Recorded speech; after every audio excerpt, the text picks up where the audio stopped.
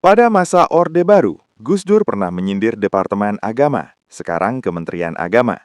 Kata Gus Dur, Depak itu seperti pasar, karena semua hal ada di sana.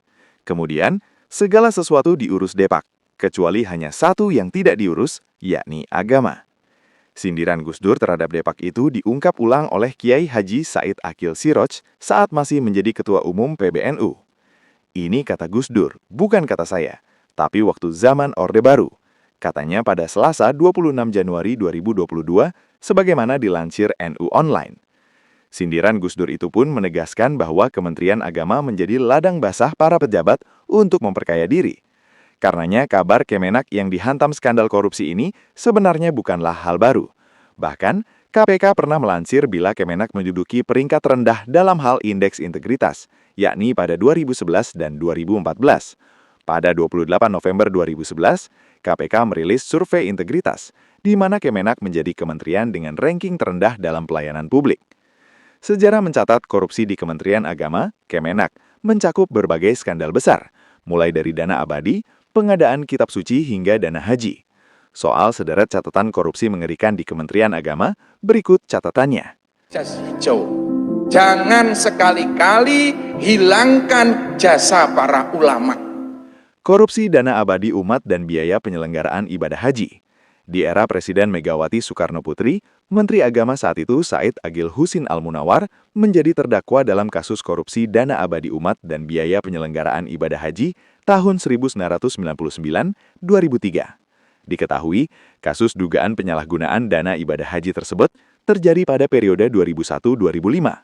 Mantan Menteri Agama Said Agil Husin Al-Munawar divonis 5 tahun penjara atas korupsi dana abadi umat dan biaya penyelenggaraan ibadah haji. Korupsi pengadaan kitab suci Al-Quran dan lab madrasah sanawiyah. Kasus yang cukup menghebohkan Kemenak pada masanya adalah kasus korupsi pengadaan kitab suci Al-Quran di Kemenak dengan APBNP 2011 dan APBN 2012. Ada nama anggota Banggar DPR, Zulkarnain Jabar bersama anaknya Dendi Prasetya yang ikut terlibat dalam proyek pengadaan. Mirisnya, ia mengajak anaknya Dendi Prasetya untuk membantu proyek tersebut. Dendi ini bertindak sebagai perantara dalam proyek tersebut bersama satu nama lain yakni Fahad Rafiq.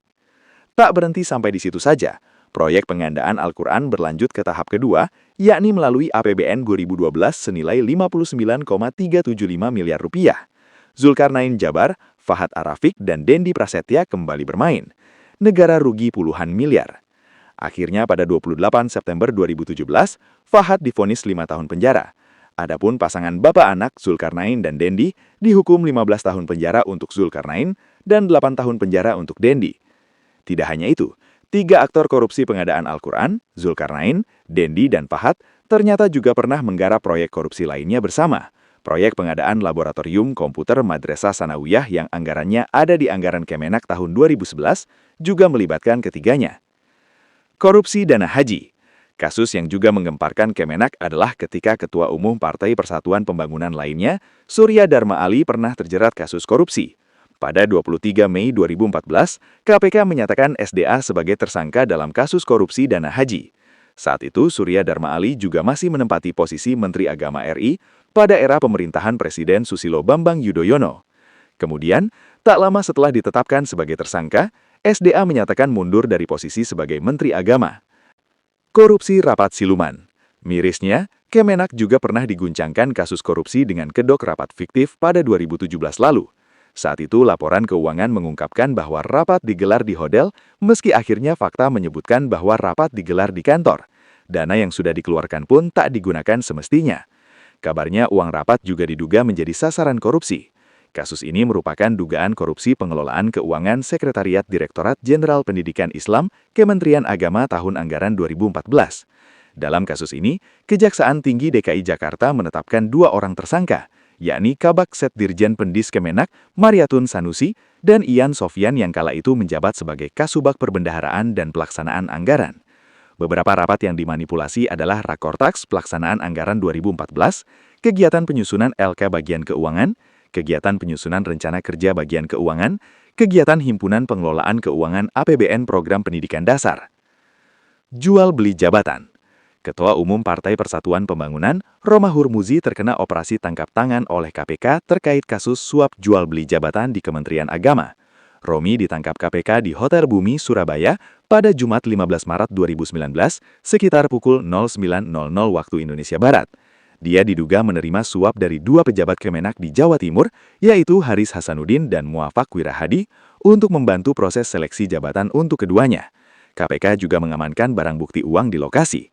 Romi pun divonis Majelis Hakim Pengadilan Negeri Tipikor Jakarta dengan hukuman 2 tahun penjara, denda Rp100.000 subsidiar 3 bulan kurungan. Romi disebut hakim terbukti bersalah menerima uang sekitar 300 juta rupiah terkait jual beli jabatan di Kementerian Agama. Korupsi kuota haji. Terbaru, Komisi Pemberantasan Korupsi (KPK) resmi menetapkan mantan Menteri Agama Yakut Khalil Quamas bersama staf suhnya Gus Alex sebagai tersangka kasus dugaan korupsi kuota haji 2024. Penyelidikan mengungkap kerugian negara ditaksir lebih dari 1 triliun rupiah akibat pembagian kuota haji tambahan yang melanggar Undang-Undang Nomor 8 Tahun 2019. KPK juga telah menyita aset berupa 2 rumah senilai 6,5 miliar rupiah dari seorang ASN di Dirjen PHU terkait kasus ini.